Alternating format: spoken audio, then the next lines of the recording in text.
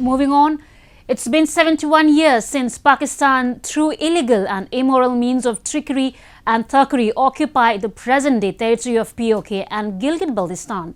Ever since, it has been using these regions to propagate extremism and terrorism.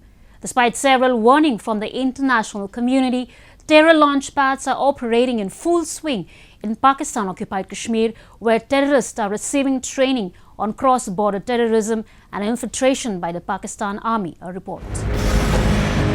Pakistan-occupied Kashmir continues to be the safe haven for terrorists and extremists operating in the country. The land over which the people of PoK have their prerogative is brazenly being used to establish and proliferate terror camps. Not one or two, but a large number of terrorist camps thrive here. The gullible youth is indoctrinated in these camps only and then asked to infiltrate and unleash mayhem in neighboring countries, especially India. At one side, amid international pressure, Pakistan government pretends to launch a crackdown on these terror groups. On the other, terror leaders in Pakistan continue to carry rallies and hold meetings openly.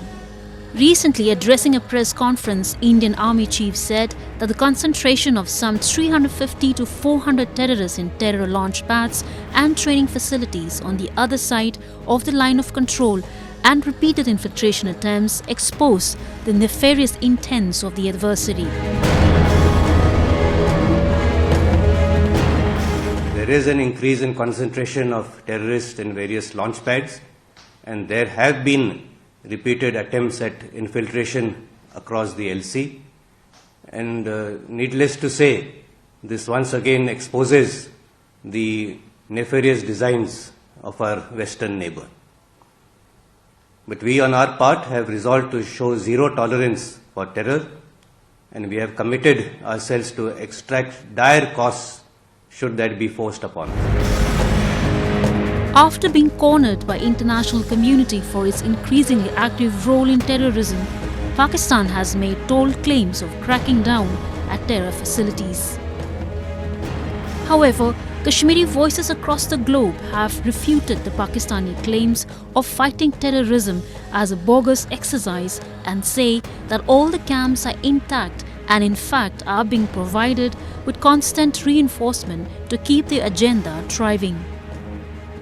India's hostile neighbor is desperate to unleash bloodbath in hinterland of India and Jammu and Kashmir, for which it is also using drones along the Indian borders to facilitate intrusion. Few months ago, a video in public domain had shown terrorists reaching the tracing camps in Pakistan-occupied Kashmir after Taliban takeover. These terrorists were shown taking out victory rallies openly. They were sent to fight along with the Taliban on the instructions of the ISI and Pakistan Army. They came back home with a renewed focus on Kashmir. General Naravane again recently during his press briefing has said that there are 350 to 400 terrorists who are waiting on various launch pads today in the opposite state of J&K. So therefore, we need to be careful.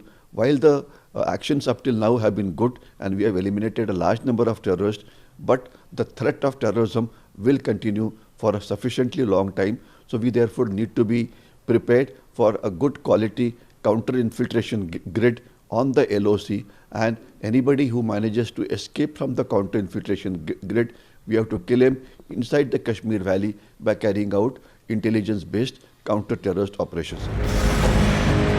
As per the intelligence input, the arms that have fallen into the Taliban's hands are also being diverted to Jaish-e-Mohammed and Lashkar-e-Taiba.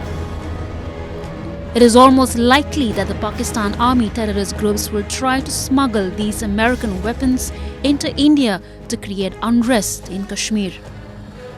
The world is now watching what is happening in PoK. Pak-sponsored terrorism has crossed all limits. Hence, the international community urgently needs to take certain concrete diplomatic steps against Pakistan.